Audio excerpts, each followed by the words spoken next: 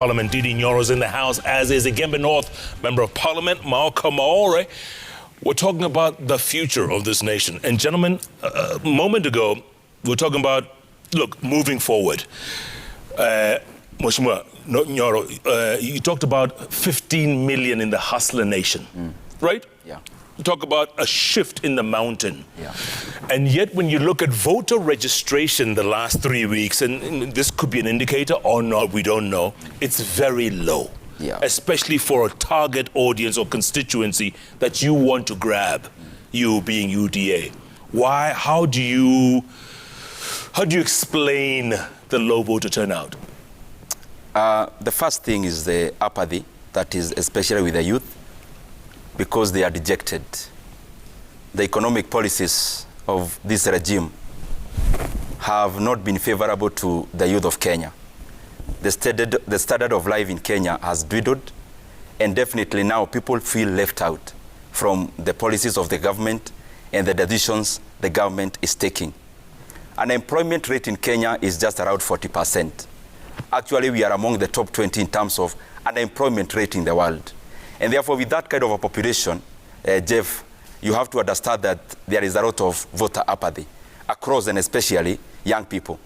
The president in Masujadi talked about CRB.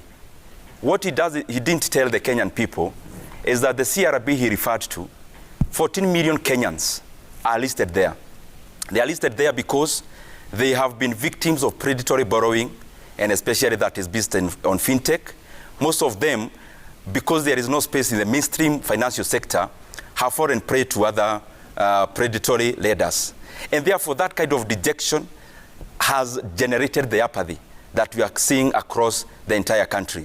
And on the same, Jeff, because I'm talking about the economic policies, I wonder whether we actually have policymakers who look at the books of this current regime. And there is something that I keep referring to. I refer to it because when we talk about voter apathy, we are talking about the youth. These are people who have been indebted by this regime. These are people who are going to pay debts that they actually never enjoyed. And just give me a minute to just demonstrate. And so that you see where actually apathy is coming from. Jeff, the kind of debt that this regime has taken, from 1.8 trillion they got from President Kibaki in 2012. Now we have ballooned that. If you add the debt that is GOK direct and debt that is guaranteed by GOK to other SOEs, it goes to in excess of 12 trillion Kenya shillings. I want to show you something so that you see why the Kenyan people are very angry, and especially the youth are very angry. It therefore means this country has borrowed a net of in excess, net, close to 10 trillion Kenya shillings. That is net borrowing. I want to show you what that kind of money can do, so that you see why the Kenyan people are angry and dissatisfied with this regime. If you can take a pen and paper, Jeff, unisaidie kufanya hii hesabu. The president talked about... Mheshimiwa, you too, you can take a temp. No, I think the 12 trillion can guaranteed by which government? I thought Parliament put us in it. Okay, give me the math. The president talked about the tarmac roads that have been done by this regime for the last 9 years to just around 7,700 kilometers. If you times that by 2, it comes to 15,000. Yeah. I am just trying to show the Kenyan people the kind of money this regime have borrowed and whether we can actually clearly see where this money is. If we actually did double those roads, that is, instead of 7,700, we actually do 15,000.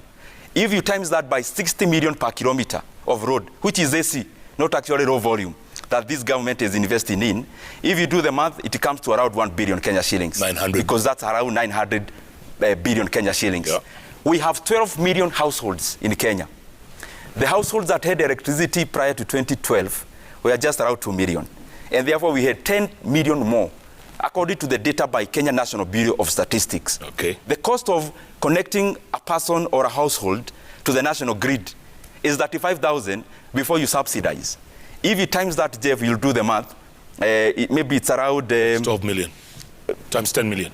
No, it can't be 10 million. We are talking about 10 million households times 35,000. Okay. That is 350 billion. Yeah. I want to demonstrate to you. If we say around the same, each constituency in Kenya we have invested a 2 billion water project, meaning we have supplied clean water to majority of the households in Kenya. We talk about 2 billion per constituency. That's around 580 billion Kenya shillings. Yeah. We go to other tangibles that we should actually do with debt. Let's assume we build a 1 billion stadium in every constituency. That's around 290 billion per constituency. Let's assume we build a TVET to a level of a university at 1 billion per constituency. That's around 290 billion. If you add investment in our education in terms of infrastructure, and we assume every constituency got 1 billion in that period of time, that's another 290 billion. If you add all that month and try to imagine any other thing developmental that we ought to have done with the borrowed money, that money comes to around 3 billion Kenya shillings, Jeff, or just thereabout. 3 trillion. 3 trillion. Not B. Sorry, 3 trillion Kenya shillings. I've just told you the regime of President Uhuru Kenyatta has borrowed a net of 10 trillion. And therefore, I want to say this. The reason why majority of the Kenyan people are angry is because we have overborrowed, but unfortunately, most of the money that we have overborrowed has not come to this economy. Most of it is hidden out there. No, I think most of it has gone to our leaders. I think you are getting off and that is the kind of thing that is bringing around the inequality in our country, where we have many dejected youth and a few cream of people associated with government who, through state capture and through direct thievery, have actually benefited from our sweat. Okay, Malcolm. No, I think it is good when you use figures. Don't bombard people with figures that don't add up. When